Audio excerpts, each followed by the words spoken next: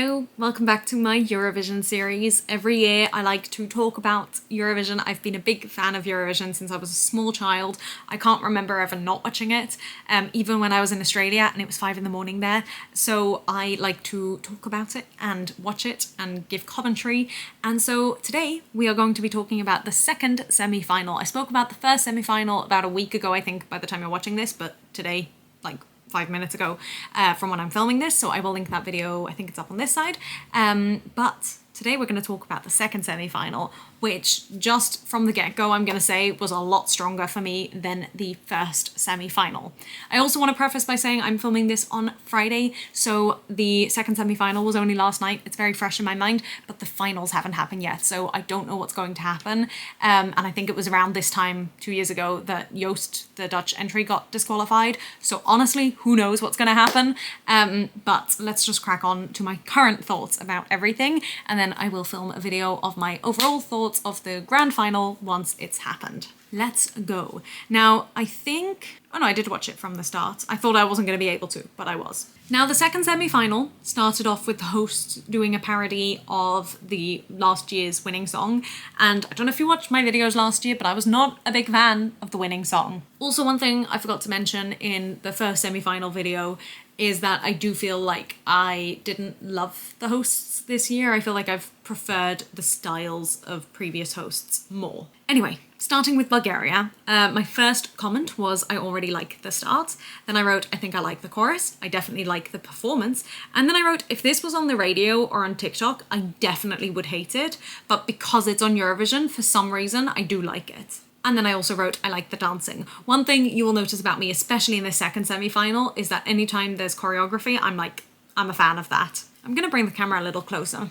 Hi. Then for Azerbaijan, I wrote, it's a very good singer. I do like the bit where they sing in their native language, especially.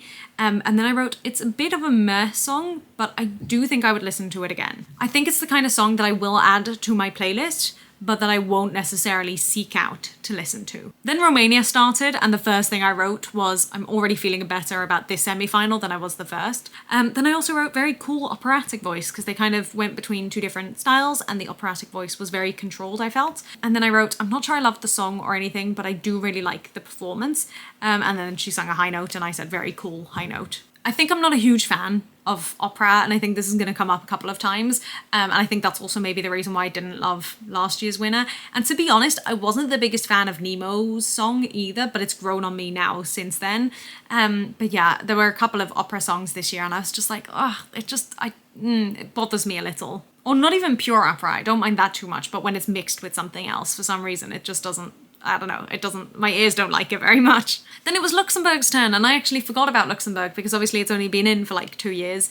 But I wrote, I'm really looking forward to this. I didn't know anything about the song or anything at all, but I just love Luxembourg, and I'm so happy that they're in the competition, that is. And then I wrote, I do like the idea of the song, but it's just not doing it for me, unfortunately. There's something about the style of singing that is quite common in modern music, but that does grate on me a little. And it's not like any of the singers' faults, it's just that style of music or vocal quality irks something within me. And then I wrote, of course there's a violin, but then not long after that I wrote, but actually I do really like the violin, and that might be my favourite part of the song so far. And again, I do think that comes down to the vocal quality, whereas the violin obviously has a different quality of sound, and I think I preferred that. Then it was Czechia, and I wrote very cool mirrors. And then Wayne came home from work, so I feel like I missed a lot of it, and I was like chatting to him and whatever, and I really feel like that's a shame because I do think it was a good show, a good song.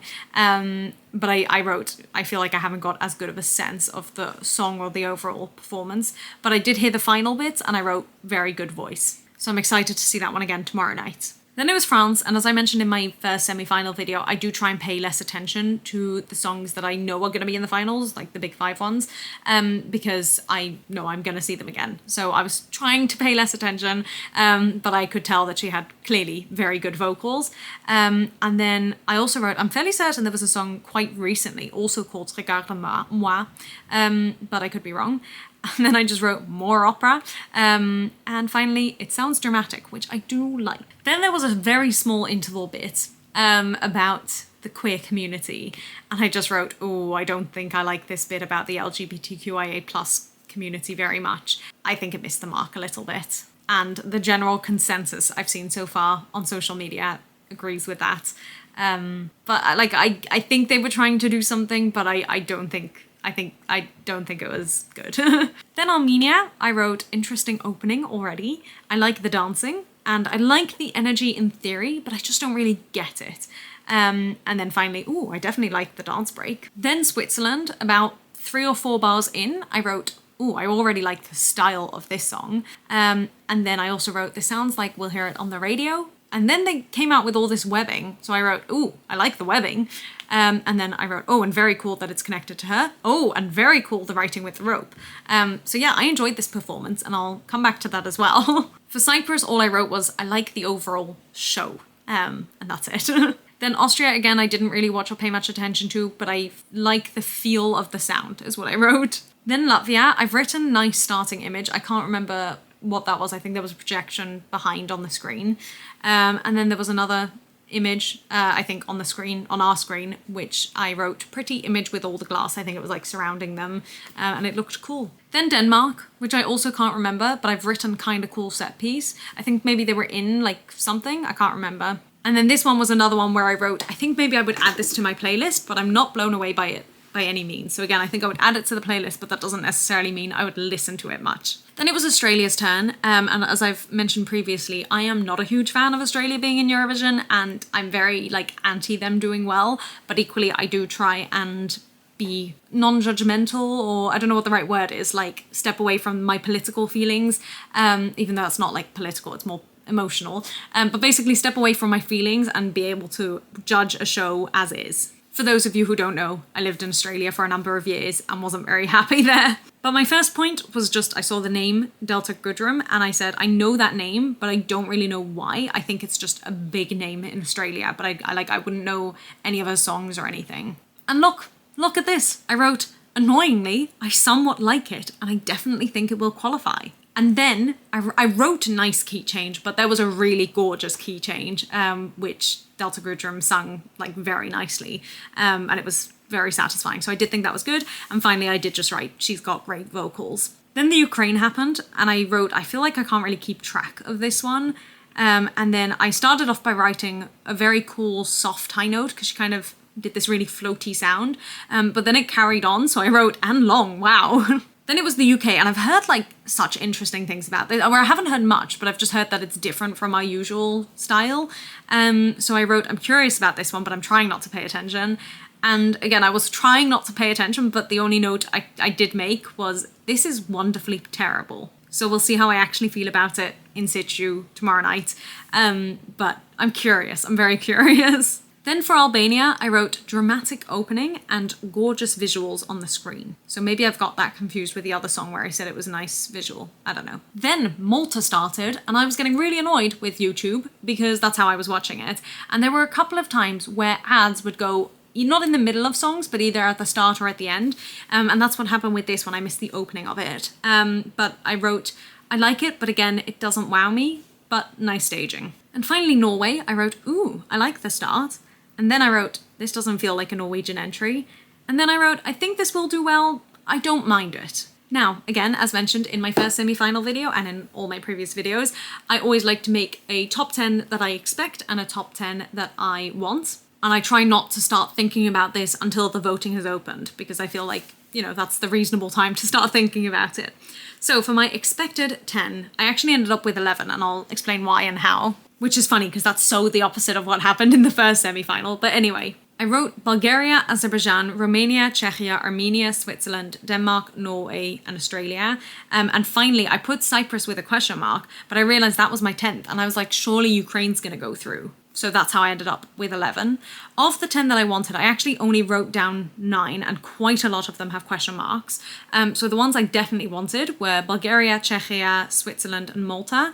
And the ones with question marks were Romania, Azerbaijan, Armenia, Denmark, and Norway. Then there was another interval act where once again they were singing with playback for whatever reason, and I just wrote, I'm really not a fan of this playback. But I did like the dances and the costumes, and it was really cute seeing all the couples and the people in the audience and the people in the green room waltz together. I did really like that. And then JJ performed the winner from last year, and I wrote, it was a nice performance, but it's just not my style of music. Like, they sang it really well, but yeah, it's just not the kind of music I listen to. Then it was time for the results. So I wrote, yes, I was expecting, and I'm very happy for Bulgaria. Then, of course, Ukraine.